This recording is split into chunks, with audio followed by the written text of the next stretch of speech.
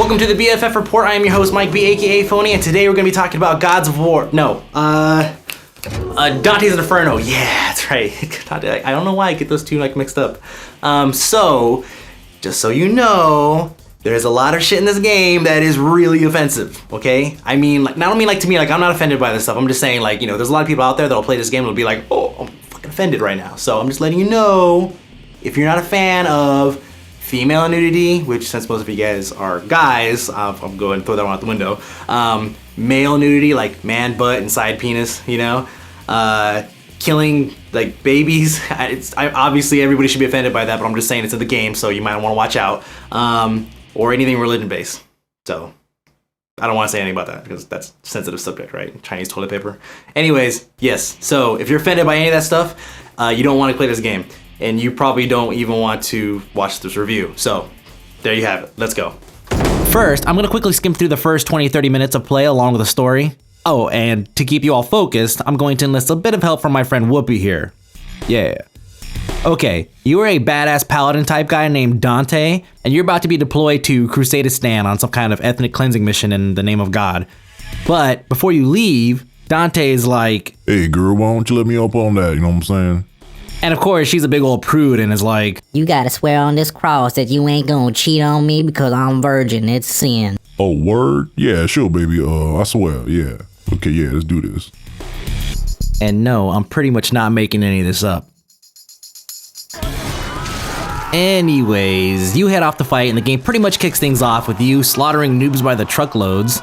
Also, this would be a good time to point out that you get a fancy combo counter right there on the left hand side. Yeah. Oh, snap, achievement. This is fucking ridiculous. Take a moment to do a few Hail Marys and all of a sudden a boat crashes into the thing here. Jump on it, go around the corner here to the courtyard, and some dick rogue comes behind you, blows his CDs, and ambushes you. And of course, it crits. One shot, you're dead. Death shows up. Yar, I be wearing me pardon hat. Bitch, please, that's a bicorn hat made popular by Napoleon Bonaparte from the late 1700s. Get that shit out of my face. Yar. Hold up. Is that Saren? I'll be damned, they just gave him a trench coat and a pirate hat. Bicorn hat. Whatever. So of course, Death is big sensitive and you get in a fight with him and eventually end up winning and taking his scythe and all that stuff. But now I can show you how you could press certain keys in certain sequences to initiate different actions. Here it's telling me to mash X. If I don't do it in time, then he's gonna knock me back. Now, I grab him again with my right trigger. And then it says mash B a bunch of times. So you mash that. So you choke slam Death. And then you mash your X key. And then, bam. I could cut him right in half. There's nothing gruesome about that at all. Once that's over, you head to Florence to hook back up with your girl Beatrice, only to find out the place has been sacked and her body's out back, with some completely necessary nip-slip action. Suddenly her soul or something comes out of her mouth and she gets all huffy with you about why you had to betray her and all that. Then a very unintimidating Lucifer shows up, snatches Beatrice, and disappears. Then begins your descent into the 9 circles of hell: limbo, lust, gluttony, greed, anger, heresy, violence, fraud, and treachery. I want to go ahead and highlight this game's graphics. I've already beat the game on, of course, on easy mode or whatever, but every single circle is unique to the sin in which it's based off of. Greed is overflowing with gold. Lust got crazy naked chicks everywhere. Violence is fire and stuff. I mean, it just goes on and on. Every single one is completely different and unique. I mean, even a task as simple as opening a door is full of carnage. Oh, what? Oh, this is a babies. What is it? This is creeping me the fuck out. What the hell? Hey, little baby. What is it? Oh! Little baby, what are you doing? No! Oh, it's terrible. Fucking, get the fuck out. Oh, snap, little scissor babies everywhere. Nah, hell no. Oh, about to rage up in this. Oh, raging.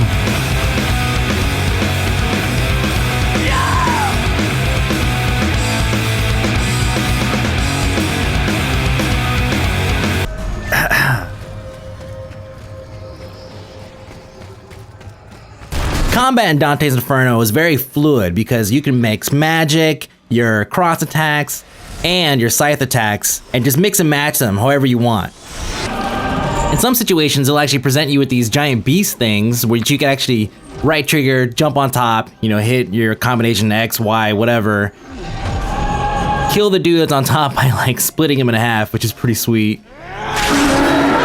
Then you can use them to accomplish upcoming tasks like opening doors or climbing things or ripping the heads off of giant boats, and then shot putting them.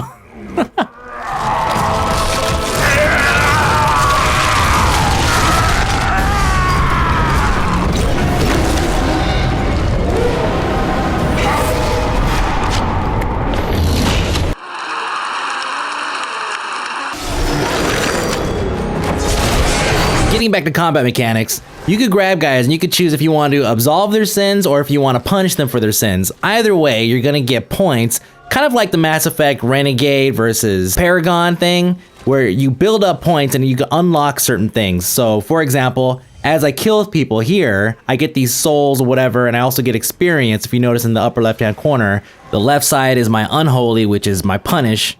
My right side would be my holy, which is my absolve. The more that I acquire, the more skills that I can unlock, the more combo moves I could do, the more awesome the game becomes. Once you gather enough souls, because in this game souls is currency, you could go to this page and choose what you want to upgrade or augment or what kind of magic you want to unlock, and then you could go to this other page here and assign the new magic that you've learned or acquired to whatever specific key you want to use it on. So however you feel comfortable as far as your play style is, you could configure it in that fashion. Throughout the game, you will find these random souls of fabled and even real famous historic characters. You can see why they are in hell and choose whether you want to absolve their sins or to punish them. Punishing them is cake and pretty awesome. Absolving them is a different story. Put them on the scale! So let's say you're just chilling in this giant room with huge scraping spiked paddles and you find this guy. His name is Jesus Florus. He's a Roman procurator of Judea, infamous for his public greed, splitting and pairing of innocent men for his own whatever. I choose to absolve him of his sins because that's not a bad thing, right? Pairing men or something, whatever the hell it was. Whatever, I forgot already. I'm just gonna send you to heaven, buddy, no big deal. So here I have this mini game now where I have to kind of capture all of his sins as they fly towards the middle, and as time progresses or counts down, it gets faster and more hectic and crazy. And I mean, nowadays you go to confession and you're like, oh yeah, dude, I just like kicked the puppy, and he's like, whatever, fucking 3 Hail Marys are good to go. Next.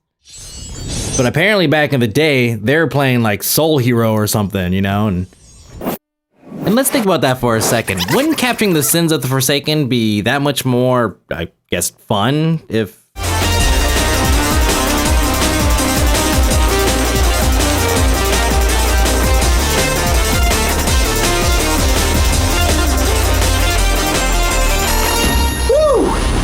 Your soul is saved! I don't know about you, but I would be saving souls all day if that was the case. Hint, hint, Visceral Games, Dante's Inferno 2, I know you're working on it. Oh yeah, sup, big Cleopatra bitch. Oh snap, oh big old, what? Oh what? Oh, them Edward Sizzle babies is back, man. Oh, I'm getting up out of this. Oh hell no. Just to kind of ice things over a little bit, is Gods of War a lot like Dante's Inferno, or actually it should be vice versa? Yes. Why the control configuration, action style, and all that stuff, but you know what? It's like this. I bought a car, you bought a car. I use a steering wheel. You use a steering wheel too! Wow, okay, well then you know what? They're both the same. There's a reason for that, because it works here, it's gonna work here too, okay? Visceral Games is probably thinking that, and they made this game in hell, and it's pretty awesome. But it's obviously offensive, so you should have watched my disclaimer at the beginning. If you're at this point right now and you're offended, then you fucked up. You should have gone back to the beginning, and you should have watched that, and you should have stopped right there. But that's it. So I'll see you guys next week.